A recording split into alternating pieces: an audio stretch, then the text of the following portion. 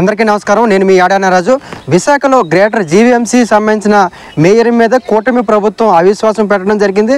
అయితే అవిశ్వాసానికి సంబంధించిన కొంత మెజార్టీ సంబంధించిన ఏవైతే అవిశ్వాస తీర్మానం సంబంధించిన కావాల్సిన ఎవరైతే కార్పొరేటర్లు ఉన్నారో వాటికి సంబంధించిన పేర్లు కావచ్చు, లిస్ట్ కావచ్చు మొన్న ఇవ్వడం జరిగింది. అయితే రేపు ఈ యొక్క జీవీఎంసీ సంబంధించిన ఏదైతే మేయర్ సంబంధించిన అవిశ్వాసం సంబంధించిన మీటింగ్ రేపే కావడంతో ఖచ్చితంగా ఉత్కంఠగా నెలకొంది. అదేవిధంగా ఎవరైతే ఈ వైసీపీ సంబంధించిన కార్పొరేటర్లు ఉన్నారో వాళ్ళు వేరే ప్రాంతానికి వెళ్ళడం, అదేవిధంగా కొంతమంది నిన్న ముగ్గురు కార్పొరేటర్లు వైసీపీ పార్టీ నుంచి జనసేనలో జాయిన్ అవ్వడం, మొత్తానికి ఈ యొక్క ఈ అంశాన్ని మనం ఖచ్చితంగా సీరియస్గా అంటే కూటమి ప్రభుత్వం కావచ్చు లేకపోతే వైసీపీ పార్టీకి కావచ్చు ఈ గ్రేటర్ విశాఖ మేయర్ పీఠాన్ని వదులుకోవడానికి వైసీపీ పార్టీ సిద్ధంగా లేదు.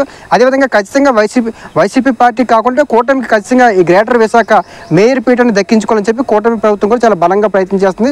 ఒకసారి మనం గమనించేట్లయితే మాత్రం మొత్తం విశాఖ మొత్తంలో టోటల్గా గమనించేట్లయితే 111 మంది కార్పొరేటర్లు ఉన్నారు. అయితే సుమారుగా మ్యాజిక్ ఫిగర్ మాత్రం 74 మంది సభ్యులు ఉంటే మాత్రం మ్యాజిక్ ఫిగర్ మేయర్ పీఠాన్ని తీసుకోవచ్చు.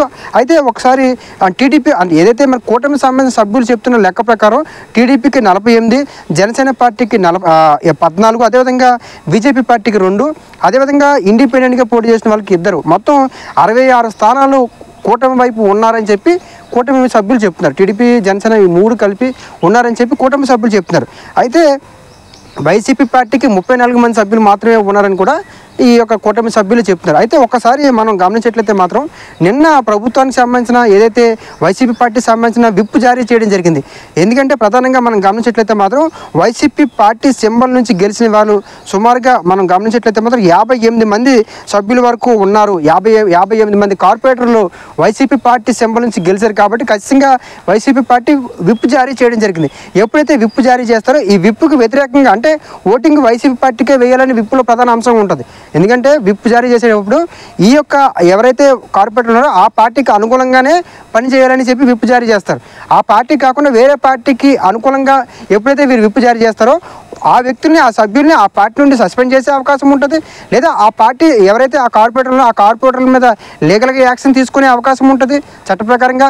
లేదంటే ఆ పార్టీ నుండి శాశ్వతంగా బహిష్కరించే అవకాశం ఉంటుంది. లేదా కొంతకాలం సస్పెండ్ చేసే అవకాశం ఉంటుంది. అంటే ఖచ్చితంగా వైసీపీ పార్టీ నుంచి ఖచ్చితంగా వాళ్ళు ఏదైనా చర్య అంటే ఆ పార్టీ నుంచి ఈ కార్పొరేటర్ల మీద ఏదైనా చర్య తీసుకునే అధికారం వాళ్ళకు ఉంటుంది. ఎందుకంటే విప్ జారీ చేసిన తర్వాత ఈ యొక్క పార్టీ సభ్యులు కార్పొరేటర్లు వాళ్ళ పార్టీకి వ్యతిరేకంగా నిర్ణయాలు తీసుకున్నట్లయితే మాత్రం ఖచ్చితంగా చర్యలు తీసుకునే అవకాశం ఉంది. అందుకని 58 మంది సభ్యులుకి ఏదైతే వైసీపీ పార్టీ సంబంధించిన వాళ్ళు విప్ జారీ చేయడం జరిగింది. కాబట్టి అందులోనూ కూడా ప్రధానంగా వైసీపీ పార్టీ సభ్యులు కార్పొరేటర్లు రేపు ఖచ్చితంగా జీఎఫ్సీ ఏదైతే మనకి మేయర్ సంబంధించిన ఓటింగ్లోకి పాల్గొనే అవకాశాలు చాలా తక్కువ ఉన్నాయని చెప్తున్నారు. అంటే ఎక్కువ శాతం మంది పాల్గొనే అవకాశాలు లేవు. ఒకవేళ నిజంగా ఈ వైసీపీ సంబంధించిన కార్పొరేటర్లు పాల్గొనకపోతే ఖచ్చితంగా ఈ మేయర్ అంశం వాయిదా వేసే అవకాశాలు కూడా ఉంటాయి. ఎందుకంటే 74 మంది సభ్యులు ఖచ్చితంగా మద్దతు ఇవ్వాల్సి ఉంటుంది. కాబట్టి ఖచ్చితంగా ఒకవేళ కనుక 74 మంది సభ్యులు లేకపోయిన పక్షంలో ఖచ్చితంగా దాన్ని వాయిదా వేస్తారా, లేకపోతే ఇంకా వేరే రకంగా ఇంకేదైనా అంటే వాళ్ళు ఎందుకు రానివ్వకుండా ఆపుతున్నారని చెప్పి మళ్ళీ కలెక్టర్ గారికి మళ్ళీ రిప్రజెంటేషన్ ఇచ్చే అవకాశం ఉందా? ఖచ్చితంగా ఈ అంశాలు ఎందుకంటే విప్ జారీ చేయడం అనేది ఖచ్చితంగా వైసీపీలో ఉన్న చివరి అస్త్రం. ఈ యొక్క వైసీపీ పార్టీకి ప్రభుత్వ విప్ జారీ చేయడం అనేది చివరి అస్త్రం.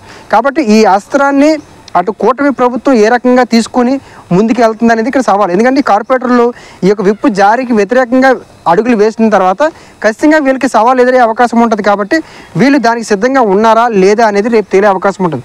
అదేవిధంగా ఎవరైతే సభ్యులు చెప్తున్నారో టీడీపీకి 48, జనసేనకి పార్టీ 14 ఏ రకంగా చెప్తున్నారో అదేవిధంగా వైసీపీ 33, 34 స్థానాలు ఉన్నాయని చెప్పి కార్పొరేటర్ల నుంచి ఉన్నారు, ప్రస్తుతానికి వాళ్ళ హ్యాండ్వర్లో ఉన్నారని చెప్తున్నారో ఇది కాదు. రేపు ఏదైతే అవిశ్వాస తీర్మాన సమయంలో ఎవరైతే ఈ కూటమికి అనుకూలంగా చేతులు ఎత్తారో వాళ్ళు మాత్రమే కౌంటింగ్ స్టార్ట్ అవుతుంది. కౌంటింగ్ అనేది రేపు స్టార్ట్ అవుతుంది. ఇదంతా అప్రాక్సిమేట్లీగా వీళ్ళకి అనుకూలంగా ఉన్నారు అని చెప్పుకోవడమే తప్ప రేపు ఖచ్చితంగా అక్కడ ఆ మీటింగ్ అటెండ్ అయ్యి ఖచ్చితంగా ఈ కూటమి తరపున ఎవరైతే చేతులు ఎత్తారో వాళ్ళనే అక్కడ కౌంటింగ్ చేసే అవకాశం ఉంటుంది. కాబట్టి రేపు ఈ యొక్క విశాఖ మేయర్ కూటమికి దక్కుతుందా, లేకపోతే వైసీపీకే ఉండిపోతుందా, లేదంటే ఈ యొక్క వైసీపీ సంబంధించిన కార్పొరేటర్ వెళ్లకుండా ఉండిపోతారనేది రేపు తేలే అవకాశం ఉంటుంది. Thank you.